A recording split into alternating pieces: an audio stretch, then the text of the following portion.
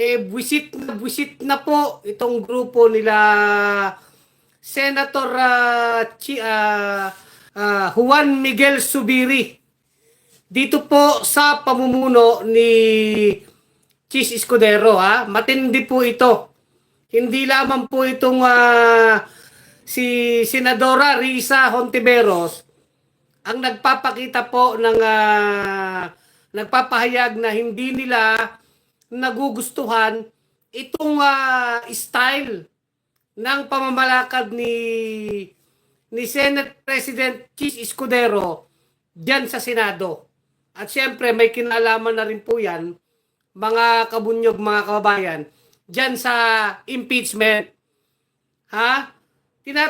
Sinabi po talaga yan ni Senator Zubiri na talagang handa siya, gusto niya palitan ang liderato ni Chis Escudero dahil yun ngang style ni Escudero na maladiktador, dictatorial tendency. At sinabi nga ni Zubiri na binabala nila, parang minamanok nila na maging Senate President ay itong si Tito Soto. Si Tito Soto na naging ilang dekadang senador na rin yan, naging Senate President na rin yan. At kahit nung mga nakaraan po, mga kabunyog, mga kababayan, kahit itong sila Soto, sila Lacson, marami po itong mga pahayag na hindi sumasang-ayon sa mga ginagawang aksyon ni Chis Escudero bilang Senate President. Lalo na po dito sa issue ng impeachment. Sapagkat nakita din po ng ibang mga senador na niyoyoyo ni Escudero yung impeachment process. Pabalik-balik, no? Bagamat napakalinaw ng konstitusyon, sinasabi dapat simulan na yung impeachment trial forthwith. Pero ibig sabihin nga ng forthwith, agad-agad. Paano ba yan iintindihin? Agad-agad.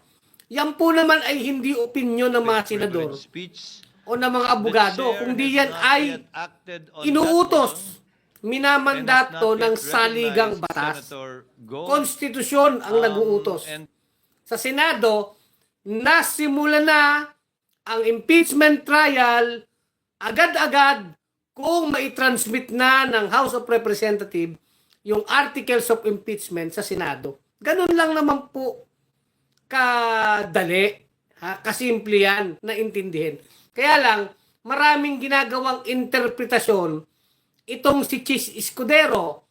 Siyempre, kasama niya dyan, na pumapabor dyan, yung mga maka-Duterte na mga senador, kagaya nila Bato, nila Robin, nila Amy Marcos, na talagang hindi nahihiya, na nagpapakita ng kulay, na dapat sana sila yung mga hukom sa impeachment trial, hindi sila hukom. Sila yung nag-aabogado kay Sara Duterte. So, napakamali. So, dahil dyan, mukhang napipikon na itong grupo po ni Zubiri. Na ito naman ay hindi naman to mga masasabing tradisyonal na oposisyon Kagaya ni Senadora Risa Hontiveros. At dyan nga, siyempre papasok senador na rin yung mga nagbabalik na senador, si Kiko Pangilinan at si Bam Aquino. Bagamat talagang very, very vocal. Ibig sabihin talagang out in the open. Sinasabi ni Zubiri, kahit sino, wag lang itong si Chis Panis. Bakit po nasabi ni Zubiri? Dahil sabi niya, hindi siya nagagandahan sa mga style, sa mga palakad. Gusto niyang ipreserba yung dignidad ng Senado bilang institusyon.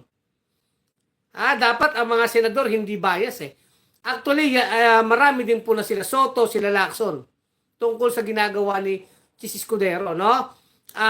Kagaya nung nakaraan, ito nga si Risa Hontiveros, sinasabi ni Senator Risa, yung tagapagsalita po ng Senate Impeachment Court, itong si Attorney Tunggol, may mga sinasabi na opinion lang ni Escudero bilang Senate President.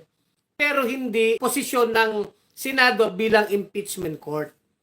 Kumbaga dahil dapat yung tagapagsalita ng Senate Impeachment Court ang sasabihin niya yung opisyal na paninindigan, yung opisyal na desisyon, paninindigan ng impeachment court. Hindi lang yung opinion o naiisip o pananaw ng Senate President. Yun yung sinasabi ni Risa. So dapat itong si Atty. Tonggol mag-ayos-ayos siya ng mga pagsasalita. Iba kasi yung pananaw ng Senate President, si Chis Escudero bilang leader ng Senado, iba rin yung pananaw ng impeachment court bilang isang collegial body. Kasi ano yun hindi naman po yan ng Senado yung one-man rule. Hindi. Ang impeachment court ay hindi one-man rule. Kundi yan ay isang collegial body. Yan ay collaborative, deliberative body na dapat ang bawat desisyon, ang bawat mga opisyal na pahayag, desisyon, proseso, rules, ay pinag-aagrihan, pinagkakasunduan ng katawan ng Senado. Hindi lang nung Senate President o ng iilan. So dahil sa ganyan, nakikita nga, ay actually may nagsabi, may mga sasabi, itong si Escudero, talagang ito ay isa sa pinakapalpak na naging Senate President sa kasaysayan ng Senado sa Pilipinas. Ang sinasabi natin dito ganito, talagang nagiinit na po ang bungo ng mga senador. Ito pong grupo ni Mig Zubiri sa Senado, tinatawag po nilang Veterans Bloc. Ito po yung komposisyon ng 5 senador na mga veterano na. Sino po yan? Yung Veterans Bloc na yan. So si Soto, si Lacson, si Legarda, si Zubiri, sino pa ba isa, no? So yan po yun, Veterans Bloc. Meron pa yatang isa, no? Tapos syempre, iba naman yung block nila Risa Ontiveros, yung sila, syempre si Senator Risa, si Bam Aquino, at itong sila Kiko Pangilinan. So, ibig sabihin, ang nakikita natin dito, yung tendensiya ni Chis Escudero na magdesisyon na siya lang o ilan-ilan lang. Kagaya po nung issue kung ang impeachment court ay pwedeng mag-convene o buuin na kahit hindi pa opisyal na nagsisimula ang 20th Congress. So, hindi pa kasi po binubuksan ang 20th Congress. Although, yung 19th Congress na nagpasimula po ng impeachment process, tapos na po yun. Nanumpa na yung mga senador doon. Pero dahil may mga bagong senador dito sa 20th Congress, kailangan din nilang manumpa o mag-o-taking. Ang sinasabi ni Senator Risa, pwede naman na mag-convene as impeachment court, manumpa na itong mga senador. Pero may mga plano din kasi, yung motion ni Bato, pinapadismiss agad ang impeachment proceeding. No? Pinapadismiss agad ni Bato yung articles of impeachment na hindi pa nga nagsisimula ang impeachment trial. So, isang napakalaking pagsalaula, pambabastos po yan sa konstitusyon dahil yan yung sinasabi ng mga legal expert. Ang sinasabi ng konstitusyon, nandyan yung articles of impeachment, pinasa sa Senado, ang gawin ng Senado, mag-trial. O di pakinggan lahat ng ebidensya, ilabas lahat ng ebidensya, documentary evidence, mga testimonya, ilabas na lahat-lahat, maglabasa na. At si Sara Duterte, may karapatan naman siyang sagutin yung mga ebidensya na hinain laban sa kanya. O maglagay din siya na, maghain din siya ng mga ebidensya na siya hindi guilty dun sa mga akusasyon sa articles of impeachment. Kumbaga, yung prosecution at yung depensa. Kaya trial, ibig sabihin paglilitis. At yan ay bukas sa taong bayan, di ba? Makikita ng taong bayan lahat yan. Then mula dyan sa paglilitis, pag nakita ng mga ebidensya, pinagtanggol na ni Sara Duterte yung sarili niya, tsaka magdesisyon ngayon ang mga senador, anong hatol nila? Yun, wala na tayong problema dun. Ang mahalaga dyan, makita ang trial, pero dito nga sa ginagawa nila Escudero, ang lumalabas dito, napapaboran pa na ito'y mga possible na madidismiss nang wala pang trial. Yun ang sinabi ni Escudero. Napaka-irresponsable sapagkat siya ay nagsasalita bilang presidente ng Senado at hindi bilang kabuuan ng Senado. Magkaiba po yun. Si Chis Escudero bilang presidente ng Senado, hindi siya mas mataas sa ibang senador. Siya lamang yung namumuno o yung presiding officer, nagpapatakbo ng Senado, yung proseso, siya nagpapatakbo. Pero, ang kapangyarihan ng mga senador, pantay-pantay po yan. Dahil pantay-pantay yan na lahat yan binoto ng taong bayan. Di ba? Ng mga botante. So, hindi lamang si Escudero. Ang kanyang opinion, isang opinion lang yun. So, dapat kung may mga rules, patakaran, posisyon, paninindigan, proseso, na dapat aprubahan yan ng buong impeachment court ng Senado bilang impeachment court bilang isang deliberative at collegial body. Di ba? O pag sinasabi mo si Senator Ontiveros, magalang gamit mo, pero pag kay Senador De La Rosa ba, Escudero ba to? Escudero lang. O di sige, tawagin natin yung Senador. Gusto mo ba? O Risa, minsan sinasabi kong Risa, di ba Arnel Rubia? O, wala namang problema, hindi ko naman binabastos si Bato, binabastos ko ba? O, Risa, Escudero, pero pag sinabi kong si Amag na Escudero, karapatan ko naman yun. Then Amag naman talaga, di ba? Bakit? Kagaya nyo, mga maka-Duterte, hindi ba kayo interesado na ipagtanggol ni Sara Duterte yung sarili niya once and for all? O, di ba? Di ba gusto natin katotohanan? Siguro naman hindi kayo takot sa katotohanan. O, ipakita yung mga bank account na binulgar ni Trillanes sa Senado. Sabi nyo, pinupolitika. Once and for all, sagutin mo yan, Sara Duterte. O, yung mga sinasabi na DepEd official na nakatanggap ng envelope na galing sa opisina ni Sara. Harapin ni Sara yan. Bakit? Paliwanag niya confidential fund niya. Yan na, ito na yung pagkakataon, yung Senate impeachment trial. Kasi sa Quadcom, sa mga Senate hearing, sinasabi niya lagi, pinupolitika siya, pinupolitika. Eto na. May kakampi na siya dyan sa Senado. Meron lang abogado si Sara. So ano bang kinatatakot ng mga Duterte senator na pigilan niya impeachment trial? Di ba, Chis Escudero? Yun yun. Bakit natatakot ba kayo sa katotohanan? Kung ano man ang lumabas dyan, lumabas. O, di ba, sabi ni Erwin Tulfo, depende sa ebidensya yan. Kung walang ebidensya, bakit i-convict si Sara at paparusahan at tatanggalin? Pero kung may ebidensya, managot. Di ba, ganun lang yun kasimple. Para sabihin, laging pinupolitika. Eto na ang pagkakataon. Maglabasan na at ipakita na lahat sa taong bayan. O, pare-pares na nating makita yung mga bank account. Totoo ba yung sinasabi ni Trillanes? Ipatawag ang AMLA. O, kasi ang impeachment court, meron po yung kapangyarihan, ipatawag yung Anti-Money Laundering Council, yung mga bank transaction, yung mga bank history po.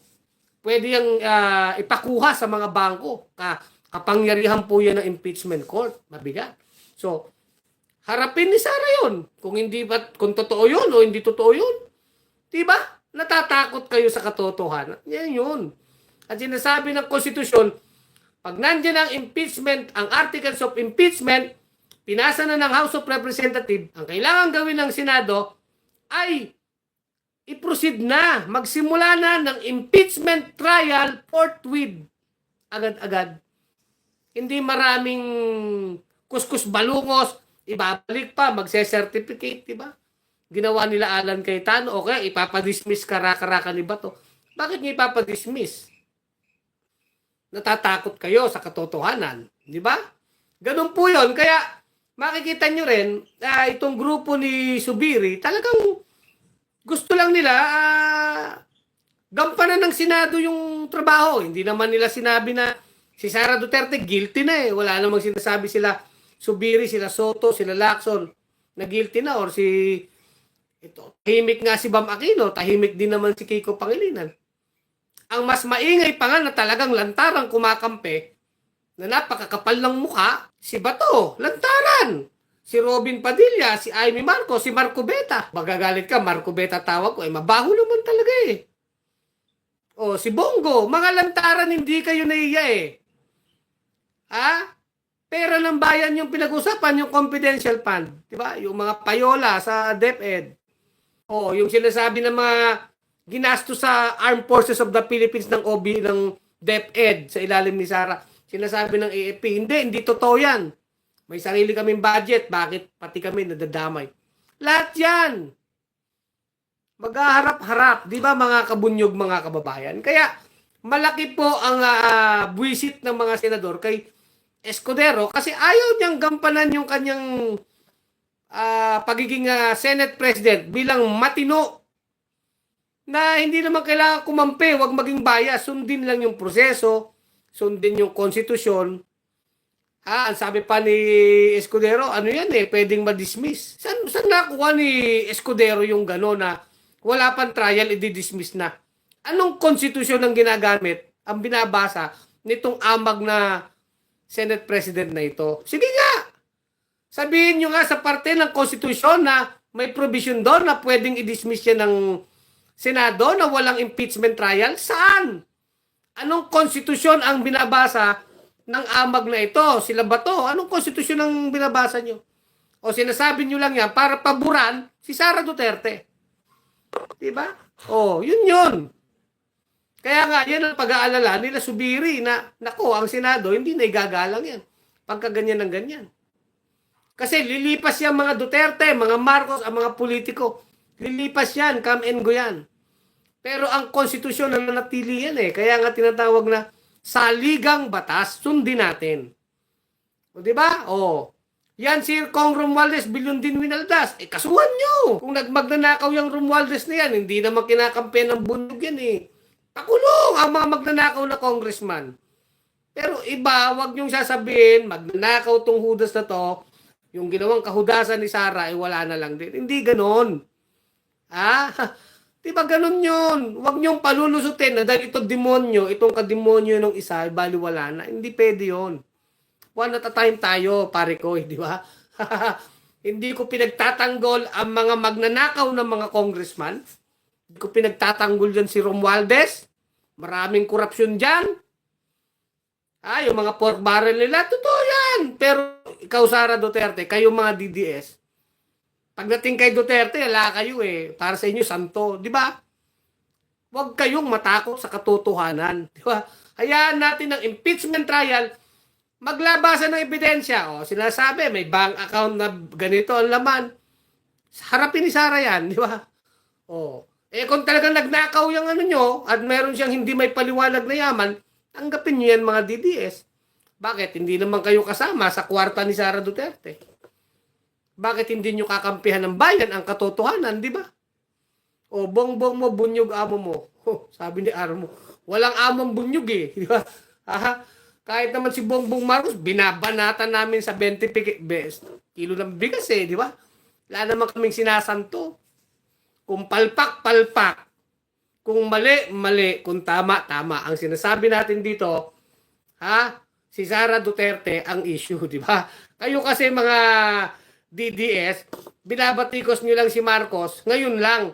Pero nung magkakampi si Sara at si Marcos, hindi nyo binabatikos. Ganyan kayo kaungas. Di ba? Sa totoo lang. Ang bunyog, consistent. Kahit sinong sagasaan, Marcos man yan, Mapa Duterte man yan, congressman yan. Kaya nga, sabi nga ni Subiri, back to Chis Escudero tayo. Nako, mukhang may bilang naman Kasi mukhang mareretain ni Escudero yung yung Senate President. Kasi sabi ni Subiri, may boto na daw. Ang para maging Senate President ka kasi, kailangan mo lang boto. 13 pataas. Kasi 24 ang senador, di ba? So meron ka lang 13 na senador pataas, retain ka na. Kasi majority rule yan. So nung binibilang ko nga, pwede kasi kung yung solid 5 na Duterte senator, halimbawa, ako nabibilang ko lang sa isip ko ito yung kalkulasyon ko. Halimbawa, si Bongo, si Bato, si Robin Padilla, si Amy Marcos, si Marco Beta, di 5 na yan na solid Duterte senator. Yung dalawang Cayetano, tingin ko, si Pia at si Alan. Yung dalawang Estrada, si JB at si Jinggoy. At yung dalawang Villar, isipin nyo, mga dynasty, no? Si Camille at itong si Mark Villar, oh, mga sugapang Villar. O tapos ito pang si Chis Escudero pa, si Joel Villanueva pa. Oh, yung majority floor leader, si Joel Villanueva. Tsaka itong si Chis Escudero, ilan na yon? Di ba? So, ganun po. So, ganyan talaga sa Senado, numbers game yan. Kaya sinasabi ni Subiri, mukha namang may bilang. Kaya mukhang mare-retain si Escudero. Pero sinasabi ni Escudero, kung siya lang masusunod, talagang gusto niya mapalitan na. 'Di ba? Dahil hindi nga iba nga ang ginagawa ni Chis, 'di ba? Kaya sa atin, sa tingin natin, yung kung patagalin ni Chis 'yan, mapapahiya sila sa taong bayan. Lalo yung plano nila na wala pang impeachment trial, i-dismiss na. Sigurado ako po, aangal diyan yung grupo ni Soto, ni Lacson, si Subiri, si Legarda. I think kasama rin yata nila si Gatchalian, 'di ba? O yung tatlo pang traditional opposition, si Bam Aquino, si Kiko, si Senator, sama mo si Lapid, mga maka-administrasyon yan, si Lapid, di ba? So, yung dalawang tulpo, hindi natin alam ang posisyon, pero mukhang maka-administrasyon yun. O ang sinasabi din naman ni Erwin Tulfo, trial talaga. Trial, ibig sabihin, litisin natin. Pakita natin sa taong bayan, ang ebidensya, nanonood ang taong bayan dyan. O di kung hindi, kung tama naman, walang kasalanan si Sara, papatunayan niya, wala siyang kasalanan. Makikita ng tao yan eh. Diba? Pero kung nandyan ang bank account, sinertify ng AMLA, nakapangalan sa kanila yung mga account na yan, at doon pa sa ibang mga offense na sinabi sa articles of impeachment, nagtestimonya yung mga taga-AFP, nagtestimonya yung mga taga-DepEd at yung mga bagman at kung sino-sino. Oh, di ba? Ayan na ang yan, magkakabulgara na. Kaya kahit anong yoyo ni Cayetano Caldero, si Bato, si Aimee, si Boy Dila, itong si Joel Villanueva. Hindi naman praise the Lord to. Itong praise Duterte na yata itong si Joel Villanueva, si Boy Dila, si Boy Sulsol. Hindi ka nahihiya. 'Di ba ang sa atin lang naman, ang hinahanap lang ng tao, bakit nyo kailangang patayin yung impeachment? Total, ang daming kuda ni Sara, 'di ba kayo mga DDS? O sabi nyo, pinupolitika, gusto lang tanggalin sa pwesto para hindi makatakbo. Sabi nyo ganon. Inaapi ang mga Duterte, sabi nyo yan eh. O, ito na ang tamang panahon, ang tamang pagkakataon na harapin ni Sara ang lahat ng akusasyon laban sa kanya kasama ang mga ebidensya, ebidensya na ihahain sa impeachment trial. Na yung mga ebidensya na yan ay makikita naman yan ng taong bayan kasi manonood yan, televised yan. Iko-cover yan sa social media. So makakapag-isip ng tao, totoo ba ito? O hindi ito totoo? Peke ba yan? O totoo yung mga dokumento na yan? O di ba? Ito bang tao na to nagsasabing ng totoo o hindi? O di ba pag isasalang na yung mga witness na yan? O haharapin yan isa-isa ni Sara ngayon. Dililitaw ang katotohanan. O sino ngayon ang takot sa katotohanan? Yun lang. Tayo sa bunyog, sinasabi natin katotohanan kahit sinong sagasaan. Dahil the truth shall set us free. Di ba? Ang mga gumagawa ng katarantaduhan, yung mga guilty, yung mga alam nila, ginawa nila mga katarantaduhan, kalokohan, pagnanakaw, takot yan. Takot yung mga yan na magharapan, magbulgaran. Di ba? Sila yung mga takot. Tignan nyo si Harry Roque. Ano-ano siya sabi? Nagsasayo ng mga bangag, bangag, bangag. Ngiwi, ngiwi, ngiwi. Butod, butod, butod. Nagmumukha na pong Nagmumukha ng engot na sanggano si Roque doon, di ba? Namamayat na yung mukha niya. Parang hindi na siya international lawyer nung kagaya dati. Nakagalang-galang. Nung matino pa siya. Bakit ayaw umuwi ni Roque sa Pilipinas? Bakit siya natatakot? Hindi no, sabi niya, pinopolitika siya. Simpleng-simple lang. Sasagutin niya lang, Yung kaso niya, harapin niya, human trafficking. Bakit ayaw mong umuwi kung wala ka mang ginawang kasalanan? Harapin mo. Ganun yun. Ba't ayaw harapin? Si Tebes, kung di pa nahuli sa East Timor. Mga guilty di ba? Si Kibuloy, nagtatago. Bakit kayo nagtatago? Si Bantag, si Kibuloy, si Tebes, si Roque. Si Duterte, kung di pa na-arresto yan, buti na lang, nabit-bit sa ICC. Sinasabi, sisipain pa ang ICC. Yun. Nandiyan na ngayon, nakakulong na. Nung una, sabi niyo, walang kasalanan, matapang, brusko. Sisipain ng ICC. Ngayon, paawa-awa. Marami ng sakit. Pero tumakbo namang mayor. Ngayon naman, itong si Sara, sabi, gusto bloodbath. Kumbaga, maghahalo ang balat sa tinalupaan. Ganun ang style ni Sara. Talagang palaban, hindi natatakot sa impeachment. Bakit ngayon nagpe-petition sa Korte Suprema, sa Senado, kung saan nagpe-petition na ipa-dismiss yung kaso? Bakit? Akala ko ba bloodbath? Akala ko ba harapan? Di ba mga DDS? Si Bato, sabi, harapin na ICC, harapin. Pala, tatago naman pala sa Senado. Pag nagkalabasan na ng warrant, ang plano, magtago sa Senado. Di ba? Mga ganun laging ganun ba tayo mga DDS? Once and for all, harapin natin ang katotohanan. Saan man tayo dadalin ng mga ebidensya po pinag-uusapan. Bank accounts,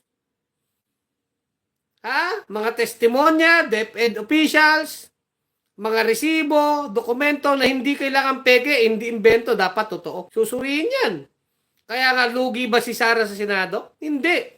5 senador agad ang kakampi niya. Again, si Bato, si Bongo, si Robin, si Amy, si Marcobeta. Kakampi niya pa yung 2 Cayetano, si Jinggoy pa.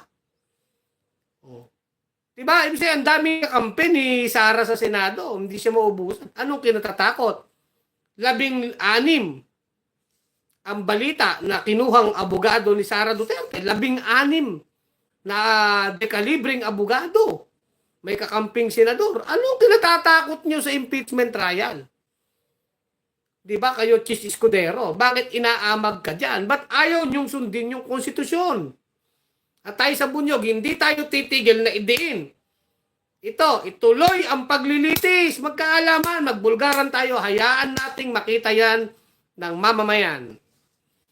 Makikita naman ng mamamayan yan, after na magdedesisyon ang mga senador, makikita ng siraulo, gago pala tong senador na to. Ito ang ebidensya, tas gaytong gagawin mong desisyon. Makikita ng tao yan So yan lang, talagang busit po ang grupo ng grupo ni Sibiri kay Chis Escudero. Talagang amag ito. Marami na tong mga desisyon na talagang hindi sumunod sa konstitusyon. Madami itong ginagawang technicalities, palusot, na dapat gawin niya yung trabaho niya, hindi niya ginagawa ng maayos. Yun po yun mga kabunyog, mga kababayan. Kaya abangan natin to, no? Grim Reaper, nanonood. Salamat, Grim Reaper, At i-share natin ito sa Facebook, sa mga group chat natin. I-share natin itong ating vlog, no? So hanggang dito na lang ating vlog. Ulex Soliman, ang malupit sa katotohanan sa bunyog pagkakaisa. Mga kabunyog, mga kababayan, tuloy ang laban. Humabol sa atin si Kabunyog Ray Bilanghel ng Caloocan. Sir Arcel Anye, Sir Jimmy De Vera, at Brad Idol ng Pasig City. Get well soon ka dyan, Kabunyog Brad Idol ng Pasig City. Get well soon ka, Kayo ni Biori. So, Ulex Soliman, ang malupit sa katotohanan sa bunyog pagkakaisa. Mga kabunyog, mga kababayan, tuloy ang laban. At bunyog, bunyog, halikan na kasama ka. Bunyog, kapag buklod ay may pag-asa. Luzon, Visayas, Mindanao, isa ang pananaw. Sa bagong Pilipinas ang bunyog isisigaw. Bunyog,